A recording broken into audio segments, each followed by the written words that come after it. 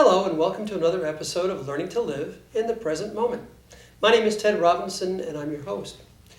Today we're going to be talking about self-limiting beliefs and how we can change our mind about them. So first off, what is a self-limiting belief? Well, a self-limiting belief is anything that limits you in some fashion.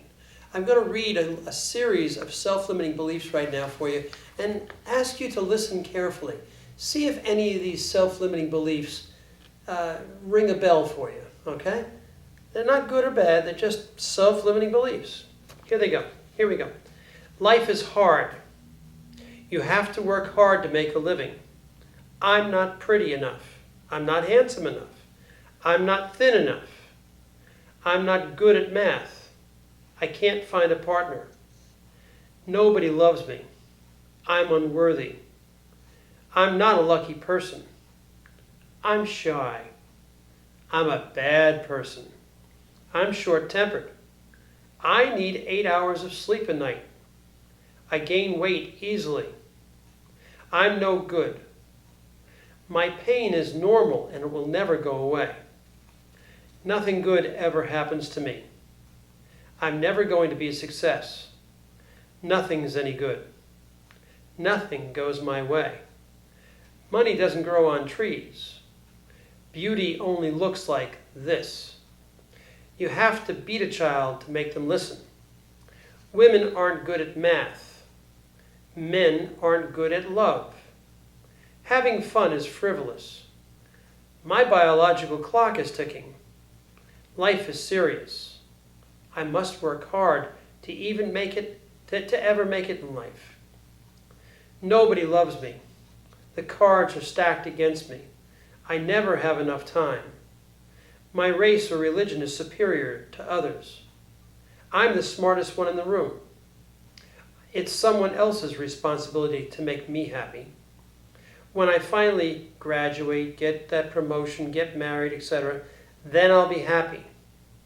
Germs make me ill. Reality is a linear process. My mind is linear. I can only learn things one way. I gain weight easily. God is outside of me. Now, the reason I've read all these things, they're all self-limiting beliefs to one degree or another. Meaning they are beliefs that many of us hold on to and actually operate our life according to those beliefs. Are you one of them? Did any of those hit you? Well, if they did, your life is somehow limited by that belief that you hold dear, that is part of your operating system, for better words. It's like a computer, you know, they say garbage in, garbage out. Well, if your operating system isn't real good, it's going to crash a lot. And that's how people's lives crash a lot. This whole show is about learning to live in the present moment. And the reason it is because that's where joy and happiness naturally arise from within you. And the whole idea of this show is to show you all the things that hold you back from being present. So that once you can eliminate those things, and that's what we're talking about tonight or today, changing those ideas, changing those self-limiting beliefs so that you can become unlimited in the present moment. And that's what you are. In the present moment, you are literally unlimited when you're present. And that's the reason we're talking about this. So, let's get right down to it. How does a belief occur in the first place?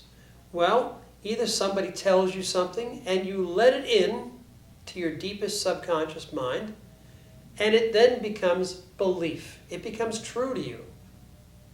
So, if somebody told you that the sky was orange and you didn't know any different and nobody ever denied that or said something different, you would think that the color of the sky was orange.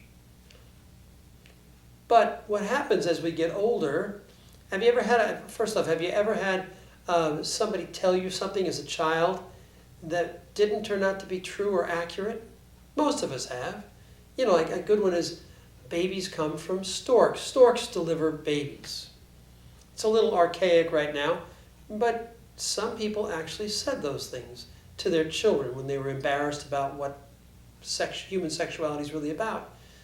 And children walk around saying, oh my God, where's the stork, until they realized later in life that, hey, it's not a stork, it happens a different way, a completely different way. How could I have been so crazy to accept that? Not really crazy, naive, innocent, not knowing any better.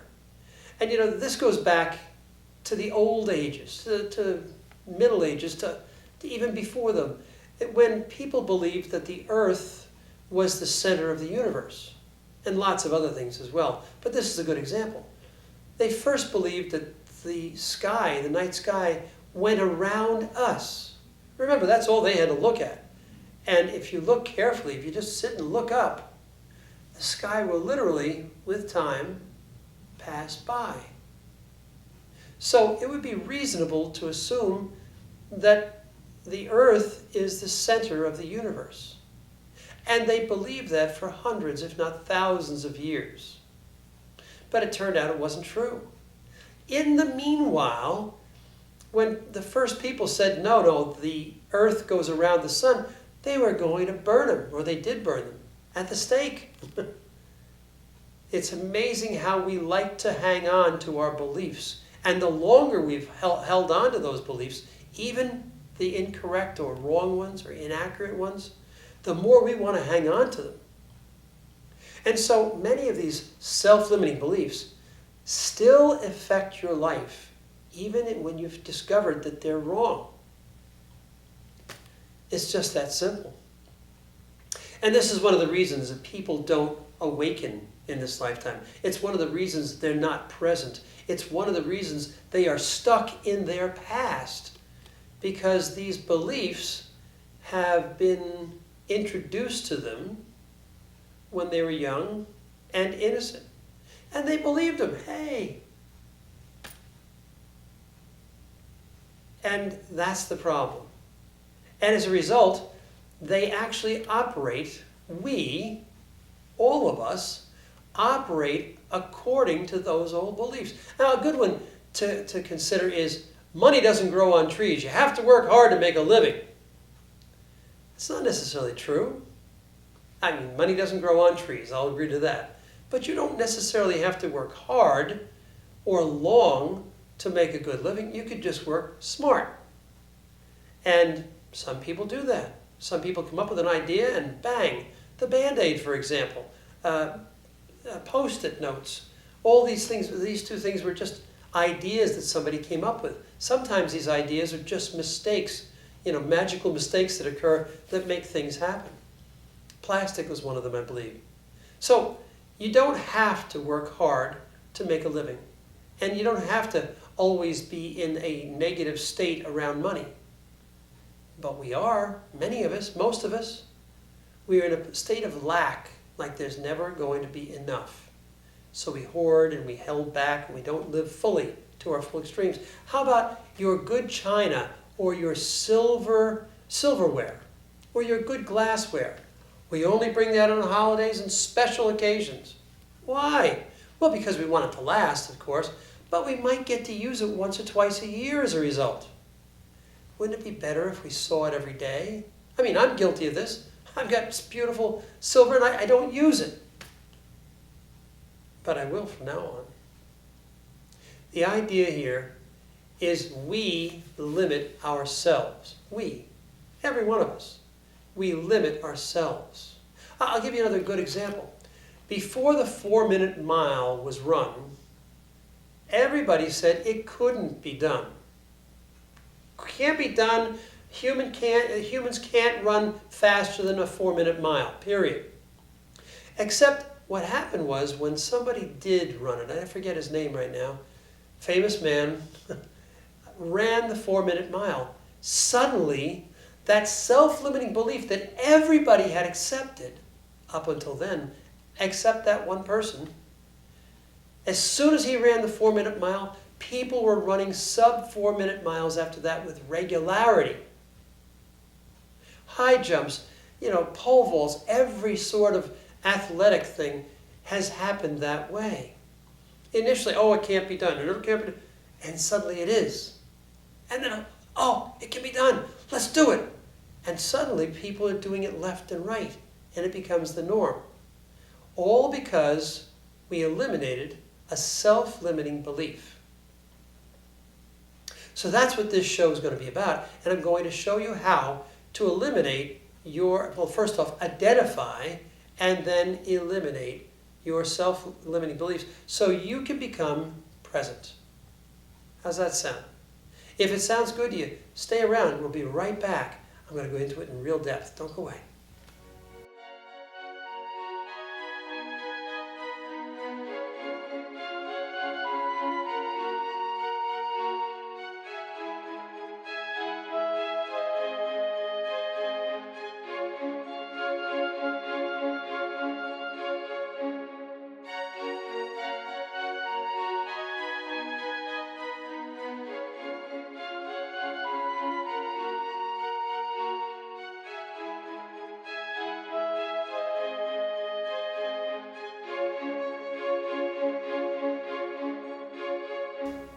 Welcome back.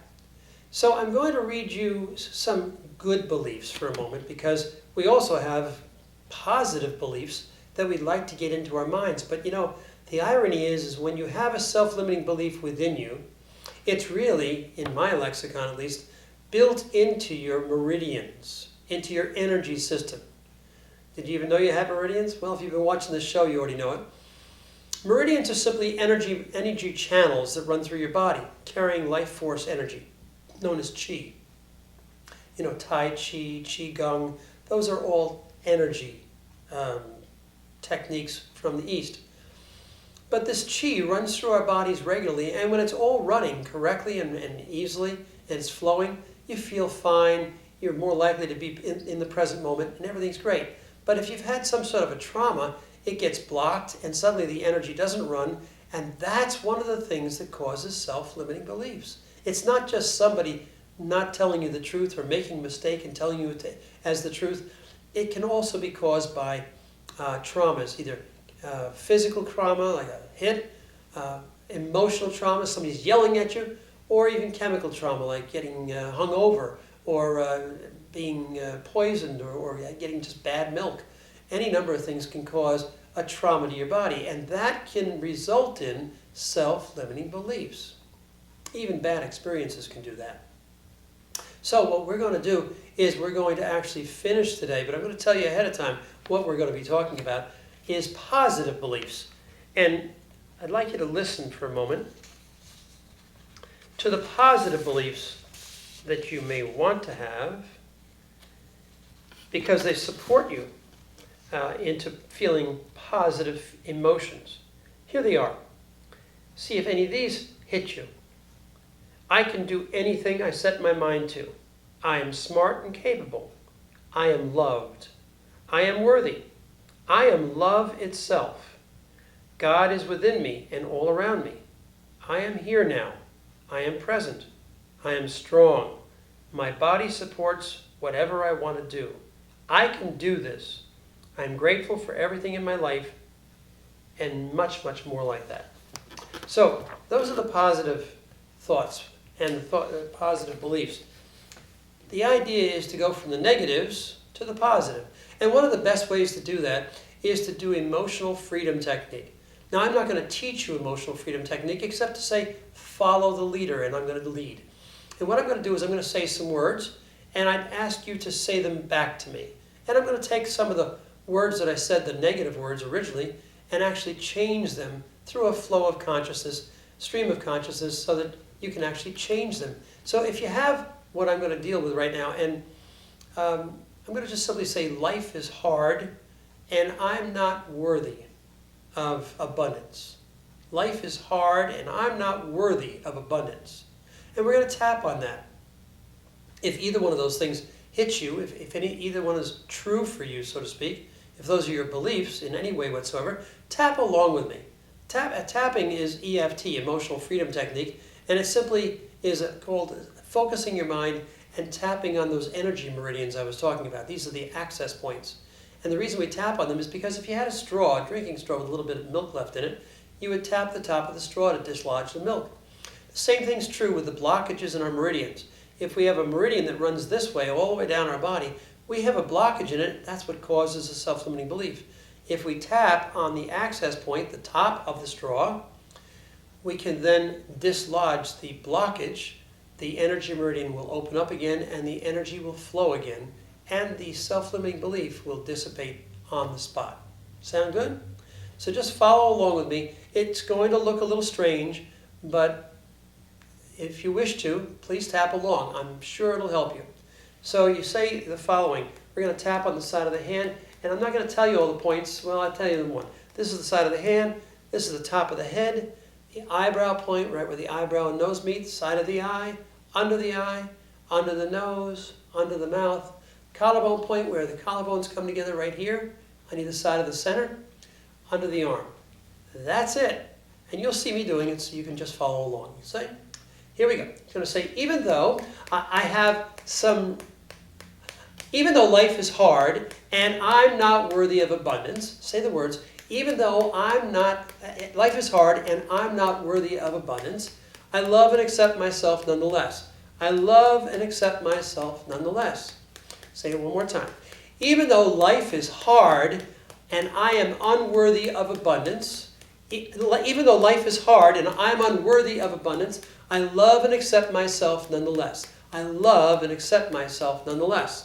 That's called a setup. Now we're going to do the sequence. Tap the top of the head in a circular oval fashion like this. You say, life is really hard for me. Life is really hard for me. No matter what I do, it just doesn't seem to get any easier. It just doesn't seem to get any easier. And I'm not worthy of abundance. And I'm not worthy of abundance. And that's why I don't have any abundance in my life. And that's why I don't have any abundance in my life. Life is hard and I'm not worthy. Life is hard and I'm not worthy. I don't feel like I'm ever going to have enough. I don't feel like I'm ever going to have enough. And that's because life is so hard. And that's because life is so hard. Life has been very difficult for me. Life has been very difficult for me. I never know where my next buck is coming from. I never know where my next buck is coming from. As a result, I'm always fearful. As a result, I'm always fearful. And I never think I'm going to have enough to eat. And I never think I'm going to have enough to eat or clothe my family or have any shelter Life is very hard for me. Life is very hard for me. And I don't like this life at all. And I don't don't see any change coming down the road. I'd like to choose a different way. I'd like to choose knowing that life is okay. I can do that. I now choose to see life as much easier. To see that abundance is available to me. And I don't have any problem with being worthy of receiving it. I am abundant. That means the universe will respond to me. And provide for me. I can see opportunities arising now. And I know I'm worthy of receiving them. I like this idea. I know this is going to work. Life isn't so hard after all. And I am worthy of abundance. Hands down, take a nice deep breath.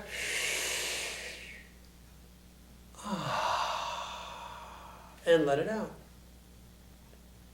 And that's what's called EFT, and that's called a reframe. We took the negative thought, and as we tapped on it, we actually are eliminating those beliefs. That's why all those negative thoughts actually serve to block the meridians more, so that we can unblock it through the tapping.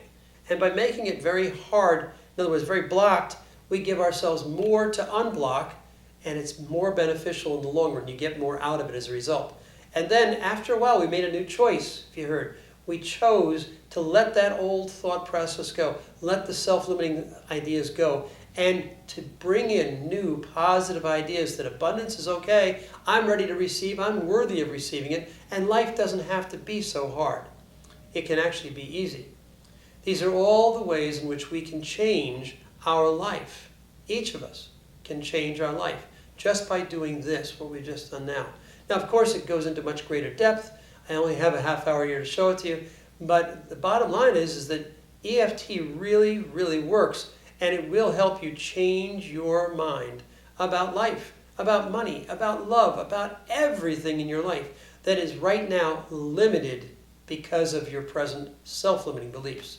And that's the idea. If you change your mind, you change your world. So how to change your mind?